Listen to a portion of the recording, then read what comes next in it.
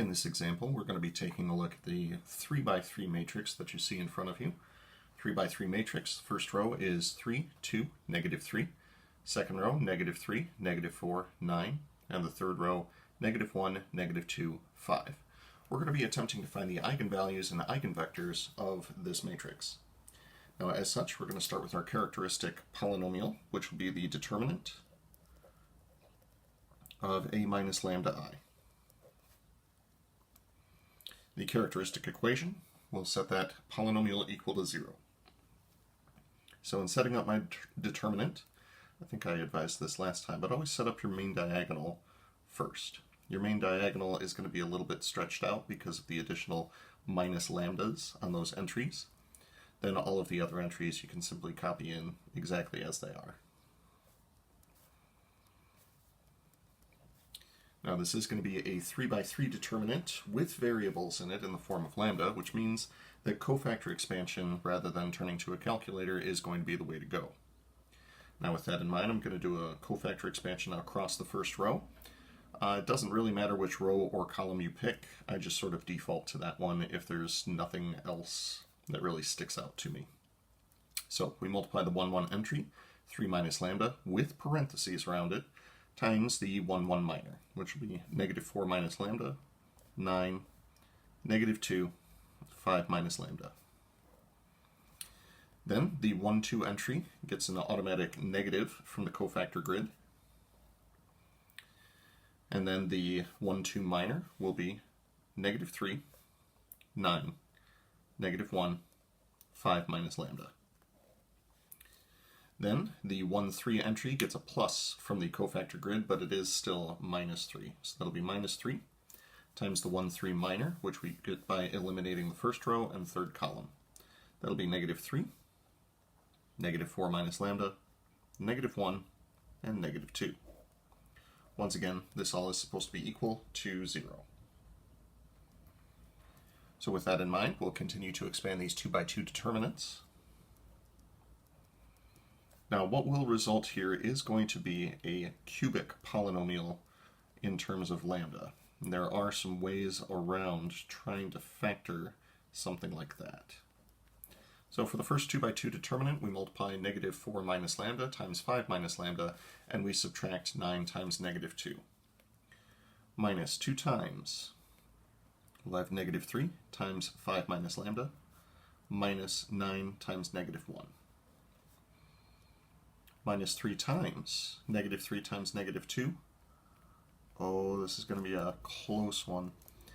Minus negative 1 times negative 4 minus lambda. Nope, it's not going to work. We'll wind up having that equal to 0. Ran out of space. My goodness. What a horizontal problem. Next up, I'm going to expand everything that's inside the brackets from the determinants that we got just a moment ago. So it'll be 3 minus lambda times. We'll start with a little FOIL here. For the constant term, we're going to have negative 4 times negative 5. That'll be negative 20. Outer term will be plus 4 lambda. Inner term will be minus 5 lambda. That'll become minus lambda.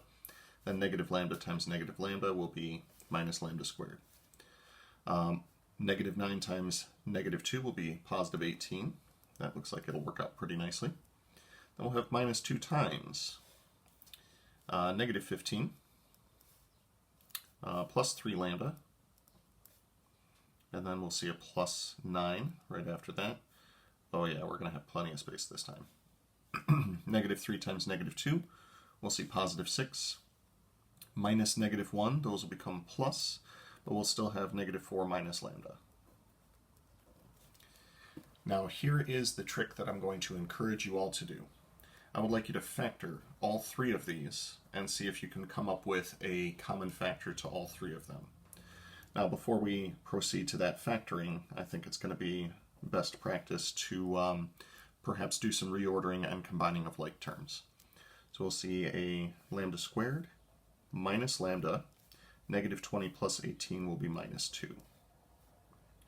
Minus 2 times, we'll put the lambda term first, 3 lambda plus 9 minus 15 will be minus 6. Then we'll see minus 3 times negative lambda 6 minus 4, that'll be plus 2. So what we're going to do is we're going to factor all three of these things that are inside the brackets and see if we can come up with a factor common to all three. So for lambda squared minus lambda minus 2, two factors we can get from that will be lambda minus 2 and lambda plus 1. Minus 2 times, from the, let's see, 3 lambda minus 6, we can pull a common factor of 3, leaving us with lambda minus 2. And from this last set here, we can pull out a negative 1, leaving us with lambda minus 2. Now the idea behind all of this is that if we take a look at the three very large terms that we have here, they all have a common factor of lambda minus 2. So what we're going to do is factor out that lambda minus 2 and see what remains. Factoring it from the first big term here, we'll have 3 minus lambda times lambda plus 1. Factoring it from the second term, we'll have minus 2 times 3. That'll be minus 6. And from the last set here, we'll have negative 3 times negative 1. That'll be plus 3. This all is equal to 0. Now again, the purpose behind doing this is ultimately the goal is to factor this characteristic polynomial, which can be rather challenging when it's a cubic polynomial.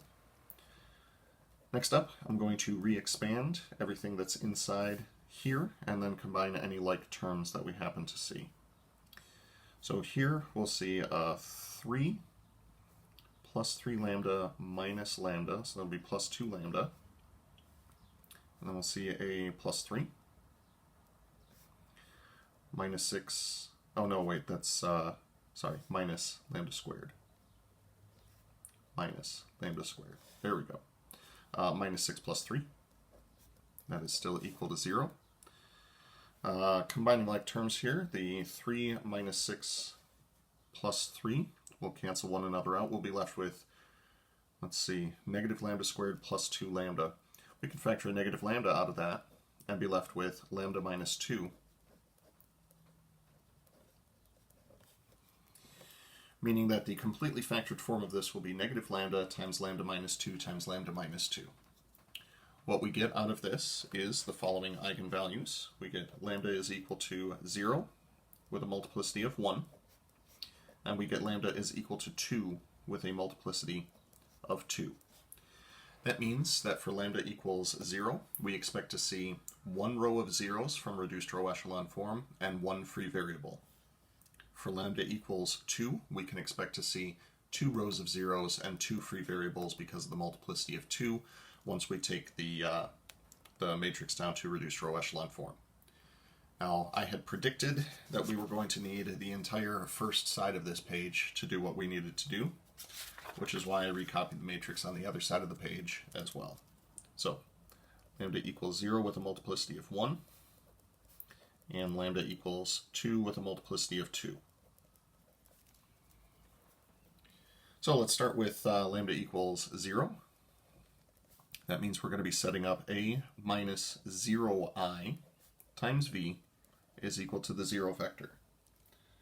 Now with that in mind, our eigenvector v is going to have 3 components. We'll call them v1, v2, and v3.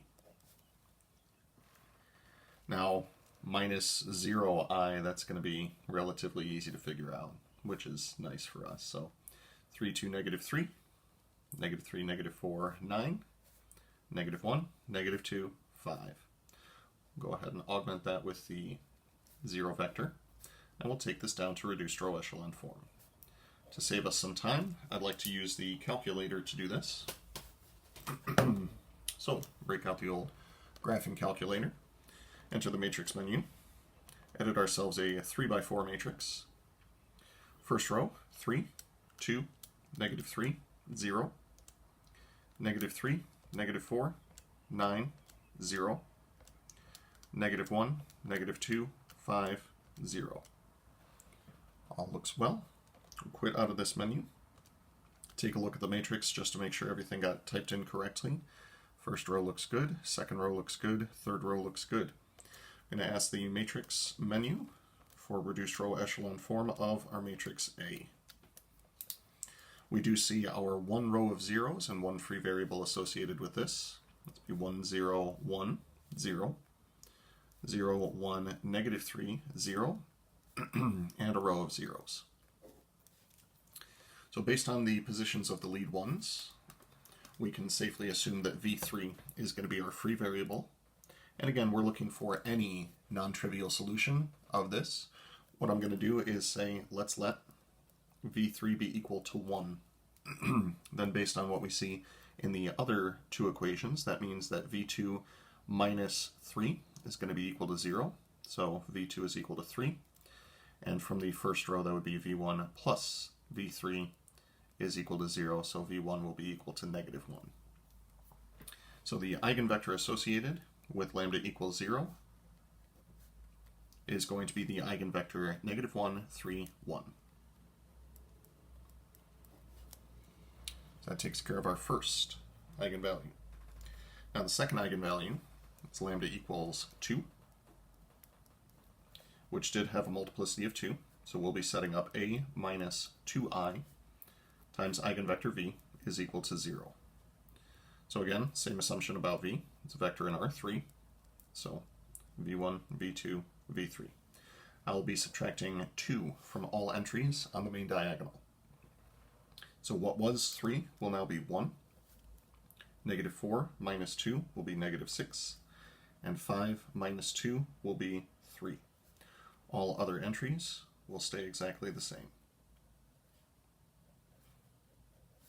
We augment with the 0 vector. Now here's some really good news. I'm not even going to bother turning to the calculator for this one because if I take 3 times the first row and add it to the second row will be zeroed out. And if I take 1 times the first row and add it to the third row, that one will zero out as well, leaving us with the aforementioned 2 rows of zeros, and as such, 2 free variables. So the free variables this time will be v2 and v3. These are free variables. Generally, the easiest way to get 2 linearly independent, non-trivial solutions is we let one of the variables be equal to 1 and let the other free variable be equal to 0. So if we set v2 equal to 1 and v3 equal to 0, and then solve for v1, you'll notice that this implies that v1 plus 2v2 minus 3v3 is equal to 0. If I plug in v2 equals 1 and v3 equals 0 and solve for v1, we'll get v1 is equal to negative 2. If we do the same thing, but with the roles flipped, v2 is equal to 0, v3 is equal to 1, we would have to add this 3 over to the other side to solve for v1. So v1 would be equal to 3. This lets us know that our 2 eigenvectors for lambda equals 2 will be v equals, in the first case, that's negative 2, 1, 0, and we'll call that one v1, and we'll call this one v2. That'll be 3, 0, and 1. Now, because the multiplicity of the eigenvalue matched the dimension of the eigenspace, that is, we got 2 linearly independent solutions with multiplicity of 2, this matrix is non-defective.